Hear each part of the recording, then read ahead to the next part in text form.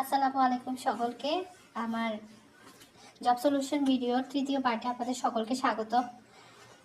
আমরা এখন পড়ব ৮ নম্বর প্রশ্ন বাংলা অংশের। এখানে ৮ নম্বর প্রশ্নে আছে কোনটি সংস্কৃত ধাতু দ্বারা গঠিত শব্দ।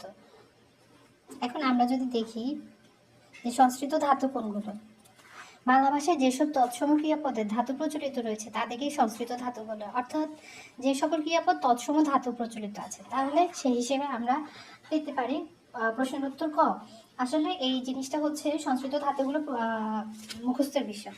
তারপরে ৯ নম্বর প্রশ্নে দেখি অমরাবতী। অমরাবতী শব্দের বিপরীত শব্দ কি? তো অমরাবতী অর্থ হচ্ছে স্বর্গ, তাহলে এটা বিপরীত শব্দ নরক। তারপরে ১০ নম্বর প্রশ্ন কুলকাঠের আগুন। কুলকাঠের আগুন এটা হচ্ছে একটা বাগধারা, এর অর্থ হচ্ছে তীব্র জ্বালা, তাহলে উত্তর হচ্ছে তীব্র জ্বালা খ। তারপরে প্রশ্ন ১১ নম্বর আমরা সবাই রাজা গানটির সংকলন করা হয়েছে কোথা থেকে, অর্থাৎ গানটি কোথা থেকে নেওয়া হয়েছে, এটাও একটা মুখস্থ প্রশ্ন। এটার উত্তর হচ্ছে ক নম্বর, রাজা নাটক থেকে নেওয়া হয়েছে আমরা সবাই রাজা। এটা রবীন্দ্রনাথ ঠাকুরের একটা নাটক। তারপর ১২ নম্বর প্রশ্ন পুতুল নাচের ইতিকথা, এই গ্রন্থের রচয়িতাকে। এই গ্রন্থের রচয়িতা হচ্ছে মানিক বন্দ্যোপাধ্যায়। এরপরে আমরা দেখি ১৩ নম্বর প্রশ্ন ব্যাকরণের মূল ভিত্তি কি? ব্যাকরণের মূল ভিত্তি ভাষা, এটাও একটা মুখস্থ প্রশ্ন।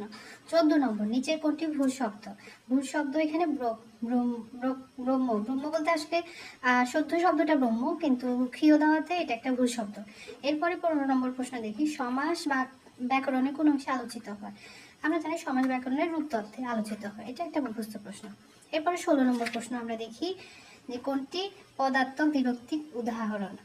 আচ্ছা, এখানে কোনোটি নয়, সাথে সাথে দিন রাত্রি রাতারাতি পদার্থক বিরতি। এখন আমরা যদি একটু দেখি পদার্থক বিরতি কাকে বলা হয়, আমার এখানে হাইলাইট করা আছে পদার্থক বিরক্তির প্রধান বৈশিষ্ট্য হলো পদের সাথে বিভক্তি যুক্ত থাকা।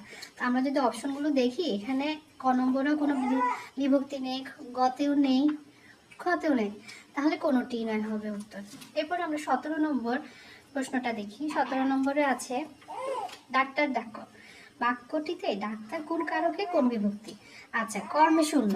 এখন আমরা একটু বিশ্লেষণ যদি করি যে ডাক্তার ডাকো কর্মে শূন্য কেন হলো। এখন ডাক্তার শব্দটা হচ্ছে একটা কর্মের মতো, অর্থাৎ এখানে একটা কর্ম করতে হবে, যার কারণে হচ্ছে, আর এখানে কোনো বিভক্তি নেই, যার কারণে শূন্য। তাহলে আমরা উত্তর নিতে পারি ১৭ নম্বর। তো সকলকে অনেক অনেক ধন্যবাদ আমার সাথে থাকার জন্য। সবাই আমার চ্যানেলটি সাবস্ক্রাইব করে দিবেন আশা করি, এবং নতুন নতুন ভিডিও পাওয়ার জন্য লাইক কমেন্ট এবং শেয়ার করবেন। আসসালামু আলাইকুম।